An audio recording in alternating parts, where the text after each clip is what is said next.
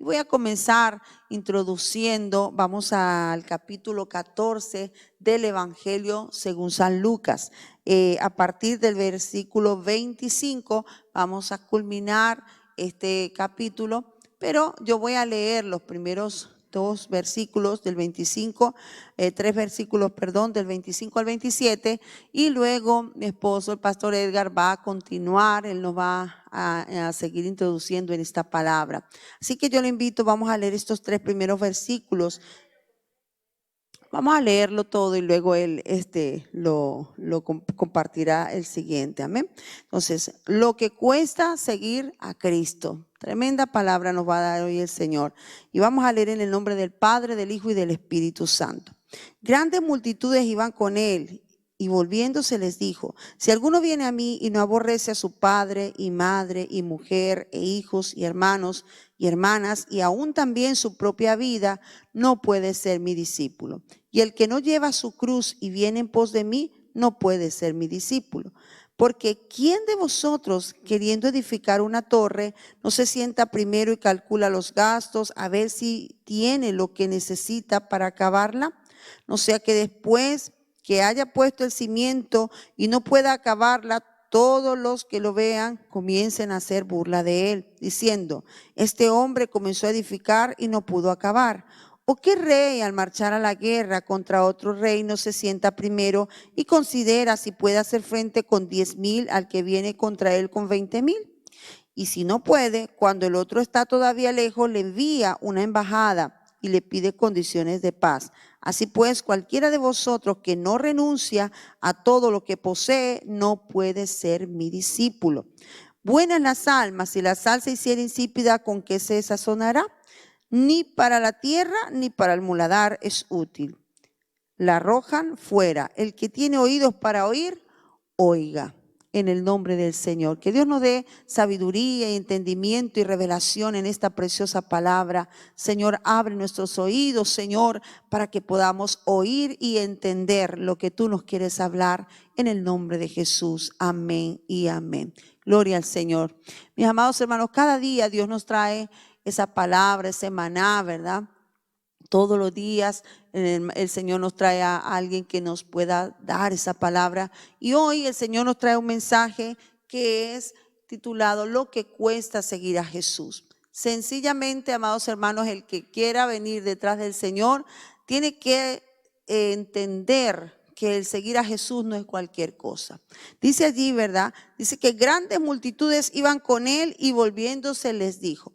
Fíjense, mucha gente seguía a Jesús, pero no todos estaban dispuestos a ser discípulos del Señor. Es muy fácil que cualquiera vaya a la iglesia, es muy fácil que cualquiera lea la Biblia, es muy fácil que cualquiera diga que cree en Jesucristo, es muy fácil decir yo soy seguidor de Jesús. Decirlo puede ser muy fácil y cualquiera lo puede hacer, pero el Señor aquí nos dice realmente el costo de seguirlo a Él, que no es cualquier cosa. Dice que si alguno viene a mí y no aborrece a su padre y madre y mujer e hijos y hermanos y hermanas y aún también su propia vida, no puede ser mi discípulo. O sea que está queriendo decir que el seguir a Jesús significa ser su discípulo.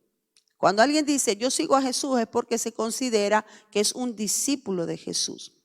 Entonces el Señor le dice que si no aborrece a toda esta lista que nombramos, mujer, hijos, padres, en fin.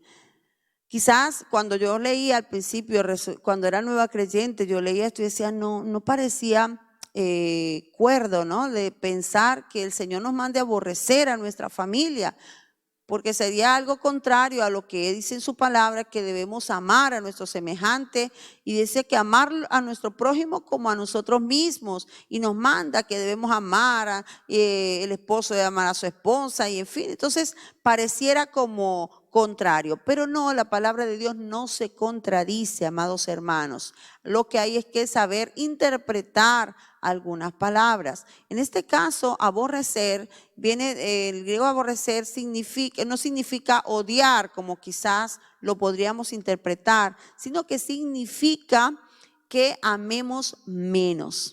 Amar menos es lo que realmente significa. Por lo tanto, podríamos decir que este versículo quedaría traducido: si alguno quiere venir a mí y no ama menos a su padre y madre y mujer e hijos y hermanos y hermanas y aún también a su propia vida, no puede ser mi discípulo. Es decir, que el Señor está reclamando allí que aquel que quiera seguirle a Él y servirle a Él tiene que amarle por sobre todas las cosas. Tengo que amarlo por encima de lo que yo amo a mi esposo, por encima de lo que amo a mis hijos, por encima de lo que amo las cosas que tengo y aún por encima de nuestra propia vida. Yo recuerdo que en una ocasión estaba yo hablando esta palabra y una hermana que tenía poco tiempo en el Señor, ella decía que ella amaba muchísimo a sus hijos. Para ella sus hijos eran lo más importante.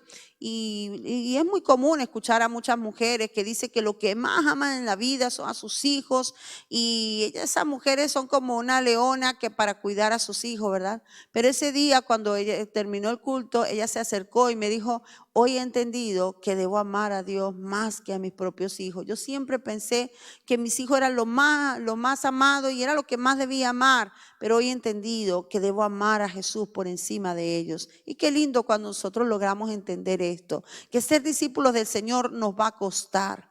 Nos va a costar realmente seguirlo a Él y dejar muchas cosas por seguirle. Cuando yo comencé, me predicaban el evangelio, realmente a mí me costaba porque me gustaba mucho el mundo en el que yo estaba viviendo, me gustaba lo que hacía, no me sentía mal. Y aunque quería seguir a Jesús, sí me parecía lindo cuando me hablaban del Señor, pero cuando yo reconocía que seguir a Jesús representaba que yo tenía que dejar ese mundo de bailes, de mundanalidad que tenemos cuando no le conocemos al Señor. Realmente esto a mí me frenaba y yo decía: no, es que no me siento preparada.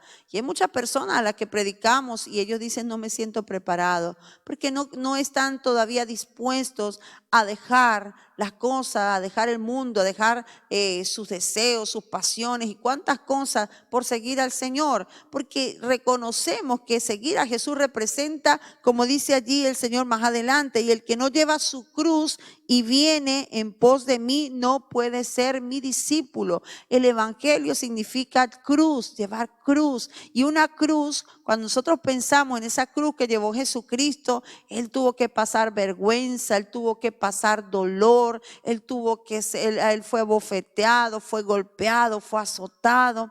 ¿Cuántas cosas le significó al Señor llevar esa cruz? Pero Él la llevó, amados hermanos, allí, hasta ese monte Calvario, hasta ahí llevó Él la cruz. Hubo un momento en que era tan terrible como Él lo habían azotado, su cuerpo se había vuelto una sola llaga, que le fue hasta difícil aún llevar la cruz, y vino un varón, Simón de Cirene, que lo asignaron allí para que él le ayudara a llevar la cruz por lo terrible que estaba su cuerpo, que no soportaba, y le ayudó un poco, pero Jesús tuvo que llevar la cruz. Y él dice que para seguirle a él debemos llevar nuestra propia cruz, es decir, nosotros debemos estar dispuestos a morir si es preciso por Jesús. Debemos estar dispuestos a entregarlo todo por Él. Debemos de tener claro que Él debe ser nuestra prioridad. Él debe ser lo más importante. Él debe ser el amor de nuestra vida. Yo debo amar a mi familia, sí. Jesús no me está diciendo que yo debo aborrecerlos, que yo debo odiarlos, que yo debo despreocuparme de ellos. No, amado hermano, no hay que malinterpretar la Escritura. La Escritura aquí lo que nos dice es que nosotros debemos amar más a Dios que a cualquier cosa y que a cualquier persona. He conocido ministerios de hombres y mujeres que han tenido que dejar familias para irse a llevar el evangelio a lugares donde quizás hasta su propia vida corre peligro, pero lo han hecho. Y conocemos en la Escritura, amados hermanos, el mismo apóstol Pablo, cómo este hombre, cuando se convirtió al Señor, cuando se hizo discípulo de Jesús, él comenzó, amados hermanos, a llevar ese mensaje y renunció renunció a todo, renunció a su religión, renunció a todo lo que él había aprendido. Él dijo que todo lo tenía por basura con tal de seguir a Jesucristo, amado hermano, y sufrió y fue perseguido y fue apedreado y lo metieron preso, y nada de eso le importaba al apóstol, porque él, para él el seguir a Jesús lo representaba todo. Y era que en aquel entonces ser discípulo de un maestro era dejarlo todo por seguir a ese maestro, por ser el deseo de un discípulo no era simplemente ir como un alumno para aprender de este hombre. No, era el deseo, dice que era de ser como ese maestro. El deseo del discípulo no es solamente, por eso el Señor en una ocasión dijo que el discípulo, ¿verdad? En algún momento, ¿verdad? Podría ser como su maestro. Ese es el deseo, ser como el maestro. Por eso, cuando ellos se hacían sus discípulos, dejaban familias, dejaban hijos, dejaban trabajo, lo dejaban todo y se iban con ese maestro y andaban con él, comían con él, vivían con él. Todo lo que nosotros vemos los 3 años del ministerio de Jesucristo con sus discípulos, ellos andaban con Jesús para todas partes, comían con él, y el Señor les enseñó todo lo que él era, todo lo que él hacía, se lo iba enseñando a ellos. Incluso la humildad de nuestro Señor Jesucristo, cuando él se ciñó allí y les lavó los pies, les dijo que ejemplo les he dado para que como yo he hecho, vosotros también hagáis. Es decir, el deseo del maestro es que sus discípulos fueran como él, y el deseo del discípulo era ser como su maestro. Entonces, si nosotros realmente nos consideramos discípulos de Jesús, tenemos que estar claros, amados hermanos, que esto nos va a costar dolor, nos va a costar lágrimas, nos va a costar quizás ser aborrecidos por muchos, nos va a costar muchas cosas, amados hermanos. A muchos les va a costar quizás la familia, porque muchos familiares no van a estar de acuerdo y quizás te van a dar la espalda porque te van a decir que eres un fanático, pero no significa que seamos fanáticos, significa que amamos a Jesús, que realmente le amamos. Y el amor, recuerde que no es de palabras, sino de hechos. Así que si nosotros queremos ser realmente esos discípulos del Señor, debemos estar dispuestos a entregarlo todo, a saber, amados hermanos, que seguir a Jesús significa renuncia, renunciar a lo que tú amas, renunciar a cualquier cosa para poner a Dios, para poner a Jesús en ese lugar, en el primer lugar, en el nombre del Señor. Bendito sea su nombre. Bueno, mi hermano, voy a dejarlo hasta aquí para que nuestro pastor nos siga hablando de este precioso tema, de lo que cuesta seguir a Jesús. Así que sigamos atentos, y nuestro pastor Edgar con nosotros. Dios bendiga su palabra en esta mañana. Vamos a continuar del 28 en adelante. Una de las cosas que sucede en el interés por alcanzar a las personas con el mensaje del Evangelio es que a veces corremos el peligro de caer en predicar un evangelio de oferta. Y hacemos tantas ofertas donde sin la gente regatear nosotros comenzamos a rebajar el costo por seguir al Señor. Le decimos a la gente que venga, que si viene el Señor no va a sufrir, que si viene el Señor no va a padecer necesidad, cuando nada de esto fue lo que predicó Jesucristo. Jesucristo no es como los políticos, que los políticos ofrecen hasta lo que no pueden dar. Tú sabes que los políticos le preparan sus discursos, no los que vienen con él, sino el político de la ciudad, el que conoce la ciudad, el que conoce las necesidades del pueblo. Pero resulta que un político de estos que andaba haciendo sus campañas equivocó el discurso, adelantó el discurso de una ciudad que le tocaba visitar después y lo puso delante en la ciudad del principio. Y le ofreció a la gente hacerle un puente. Yo prometo que les voy a hacer el puente. Y se levantó alguien y dijo, aquí no hay río. Y el político dijo, también le hago el río. Para ofrecer, eso ofrecen hasta los que no pueden cumplir. Pues Jesucristo no es así. Jesucristo dijo que el que quisiera seguir en pos de él debía tomar su cruz, negarse a sí mismo y seguirle. Cuando el Señor pide algo, siempre da mucho más de lo que pide multiplicado. Él dijo que no hay nadie que deje padre, madre, hermanos, casa, posesiones, riqueza, por causa de Él, que no reciba 100 veces más. Y no solamente la persona que le recibe, sino también los que le rodean. Unos padres cuyo hijo acepta a Jesucristo, lo primero que piensan es que la religión lo va a fanatizar, la religión lo va a alejar de las personas que ama y comienzan a temer por ello. Pero cuando la gente recibe a Jesucristo, las personas que le rodean reciben a aquella persona cambiada y transformada. Quizás antes era una persona egoísta. En este mundo competitivo, donde se nos enseña a luchar por lo que queremos, no importa el costo que tengamos que pagar por alcanzar aquellas metas que queremos, y a veces ese costo es bastante caro, porque también induce a las personas a aplastar a los que se atraviesan en el camino, la competitividad, la agresividad, hasta alcanzar lo que tienen. Las personas son egoístas, las personas son mezquinas, buscan lo suyo sin importarle el que nos rodea. Y resulta que nadie recibe un bien si primero el bien no comienza beneficiando a los que le rodean. Nadie puede alcanzar posesiones si no beneficia también a los que le rodean. Pues Jesucristo, cuando enseñó, Él habló claramente y mandó a la gente a sacar cuenta. Ay, nosotros por el afán de que vengan rápido al Señor, no le ponemos en estrecho, no le hablamos del evangelio completo, de la cruz, que la persona debe tomar su cruz, negarse a sí mismo y seguir al Señor. No hablamos de la cruz.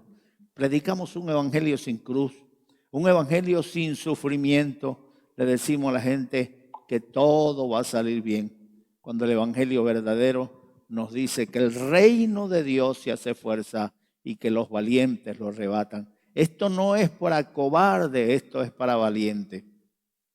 Jesucristo dijo, porque ¿quién de vosotros, queriendo edificar una torre, no se sienta primero a calcular los gastos, a ver si tiene lo que necesita para acabarla? No sea que después que haya puesto el cimiento y no pueda acabarla, todos los que lo vean comiencen a hacer burla de él, diciendo, este hombre comenzó a edificar y no pudo acabar. El Señor manda a sacar cuenta, a echar números.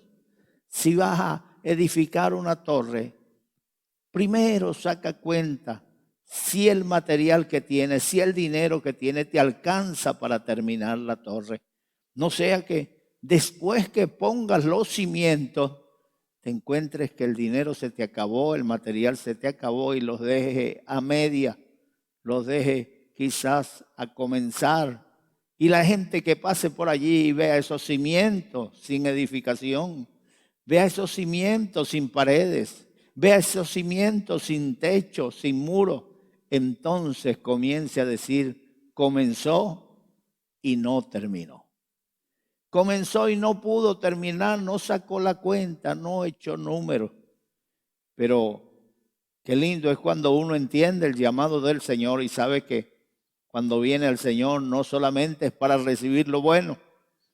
Aquellas personas que reciben a Jesucristo y después apenas viene cualquier problemita, lo primero que sacan al relucir es, yo pensaba, a mí me dijeron que el evangelio era lo más bonito que había, que no se sufría, que el Señor se encargaba de tus necesidades, que el Señor no permitía que tú pasaras necesidades. No, eso no lo dice el Señor. Más bien el Señor dice que pasarás por las aguas y las aguas no te anegarán. Pasarás por el fuego y las llamas no arderán en ti, pero vas a pasar por el fuego de la prueba, vas a pasar por tempestades, las aguas te van a rodear, pero Dios estará contigo. La Biblia dice que aunque mi enemigo se levante contra mí como río, el Señor levantará bandera. Y levantar bandera en medio de una batalla significa que todavía se está peleando. Todavía se está peleando. No has ganado, pero estás peleando, estás en pie, sigues en la batalla. Y el Señor nos mandó a pelear la buena batalla de la fe. Estamos en la lucha. El reino de Dios se hace fuerza y los valientes lo arrebatan. Así que, hermanos que me estás escuchando, no desmayes cuando las pruebas rodeen tu vida. Cuando tengas que pasar por escasez, no desmayes. El Señor enviará sus ángeles cerca de ti. Acuérdate de Elías en tiempo de sequía. El Señor le mandó cuervos para que lo alimentaran. Le mandó ángeles para que le llevaran de comer. Y por último le dijo, ve a Sarepta en Siria. Y allí yo he mandado a una viuda que te alimente. La viuda no era una viuda rica. La viuda era una pobrecita que se comió la última tortica. Cuando llegó el profeta le dijo, tengo un poquito de harina para hacer una torta para mi hijo y otra para mí. Y después nos vamos a acostar a esperar la muerte. El profeta le dijo, haz como has dicho, pero me das primero a mí. Ay, cualquiera hubiera dicho que poca vergüenza tiene este profeta. Le va a quitar su comidita a la ancianita y a su hijito. Pero la mujer creyó que era un hombre de Dios y que lo hacía por mandato de Dios. Hizo la torta para el profeta y cuando el profeta está comiendo le dice, vaya y haga otra. No, se acabó. Vaya, obedezca. Cuando llegó la vasija seguía con la misma cantidad de harina. Le hizo a su hijo, comió ella y comieron hoy, comieron mañana, pasado mañana, hasta que se acabó la sequía y nunca faltó la harina en la vasija. Pudieron comer ella, su hijo y el profeta durante casi 3 años. Dios suplió, Dios proveyó. Pues ese Dios es el mismo que le servimos hoy.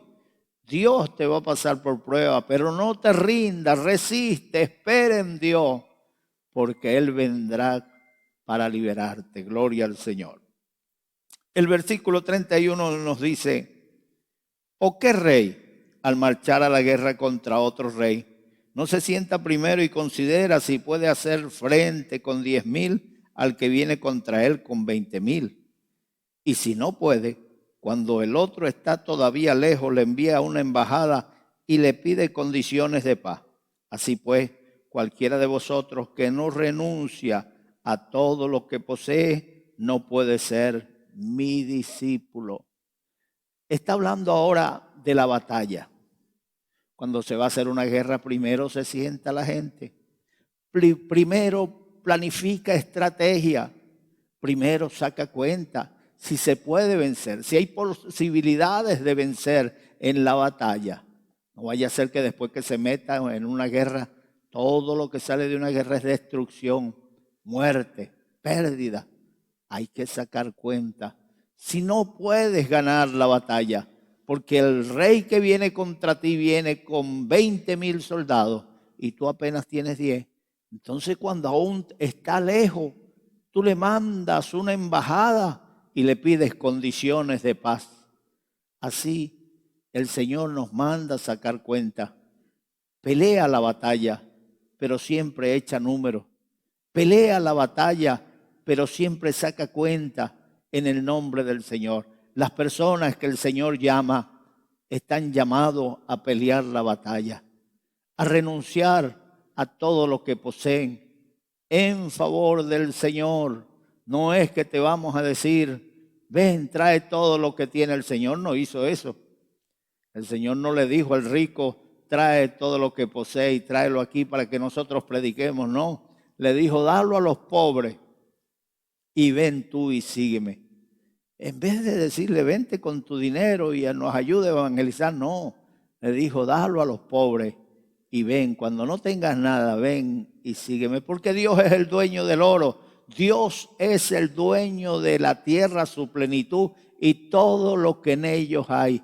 ¿Tú crees que Dios necesita algo de nosotros? No, Dios no necesita de nosotros. Cuando nos mira y nos llama, no ve en nosotros los beneficios que pueda sacar para el evangelio. No, no, no. Cuando el Señor nos llama, Él ve la necesidad que tú tienes y lo que Él puede hacer por ti.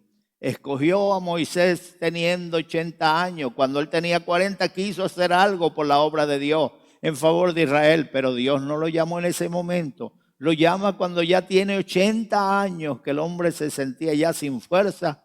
Entonces le dice, ven, vamos a descender a Egipto, porque voy a libertar a mi pueblo y te voy a usar a ti. Moisés le dijo, manda al que deba, Señor, pero ya yo soy anciano, soy tartamudo. ¿Qué le voy a decir a Faraón? ¿Quién me envió? Y Dios le dio todas esas respuestas que él tenía, a todas sus preguntas. Pues a ese Dios es al que le vamos a servir. Y cuando vienes al Señor, no pones tú las condiciones. Ahora espero que me venga todo bien, que me venga el viento en popa, que me lleve a buen puerto. A veces no sucede así. Israel esperaba que cuando salieron de Egipto llegarían pronto a tierra prometida. 40 años estuvieron en el desierto hasta llegar a la tierra prometida. Nosotros no sabemos el tiempo que nos resta, pero estamos caminando con Dios. Nuestras vidas están en las manos de Dios. Nuestras vidas son guiadas por el Señor. Así que deja tu vida en las manos del Señor, que Él te conducirá a buen puerto. Y los últimos versículos 34 y 35 nos dice, buena es la sal, mas si la sal se hiciera insípida, ¿con qué se sazonará? Ni para la tierra ni para el muladar es útil. La arrojan fuera. El que tiene oído para oír, oiga. Buena es la sal. Verdaderamente la sal sirve para sazonar. Oh, una comida sin sal. La gente se acostumbra, que a veces por enfermedad se le quita la sal, por la tensión, por enfermedades cardíacas, por la circulación. ¿Cuántas cosas pueden producir en ti que no debas comer sal? Pero qué bueno se siente una comida con sal, qué deliciosa. Pero si aquella sal puede suceder que pierda su sazón, pierde la habilidad de sazonar, ¿para qué sirve una sal que no sala? La Biblia dice que solo no sirve ni siquiera para el muladar, o sea, para la basura. No sirve ni siquiera para el muladar. Pero si la sal pierde su sazón, solo sirve para ser echada fuera, para ser pisada, para ser hollada. Así que tú que tienes oído, oye lo que el Señor te está hablando. No pierdas tu sazón, no pierdas tu habilidad de darle sentido a las cosas, de darle sentido a la vida con el mensaje de la palabra de Dios. No pierdas tu sentido de ser una persona sal de la tierra, donde la gente vea en ti el testimonio de Jesucristo y se levante para caminar con ese Cristo maravilloso. Que Dios te bendiga y que Dios te guarde. Dios es bueno, Dios es maravilloso. Así que en este día, nosotros después de haber compartido este mensaje contigo, te decimos que vale la pena servir al Señor. Vale la pena dejarlo todo por seguir al Señor. Ponte la mano en el corazón. Vamos a entregarle tu vida al Señor. Cierra tus ojos. Repite conmigo estas palabras. Dios mío, Dios mío, en este momento, vengo delante de ti para pedirte que me perdones. Soy un pecador y lo sé. Pero hoy me arrepiento. Perdona mis pecados, Señor. Borra mis pecados con tu sangre. Escribe mi nombre en el libro de la vida. Señor, dame vida nueva. Quiero vivir para ti. Desde hoy en adelante. Señor, aunque me cueste, aunque tenga que llorar, tu palabra dice que irán llorando los que llevan la preciosa semilla, pero volverán gozosos trayendo sus gavillas. Gracias, Dios mío, en el nombre de Jesús. Amén. Que el Señor les bendiga.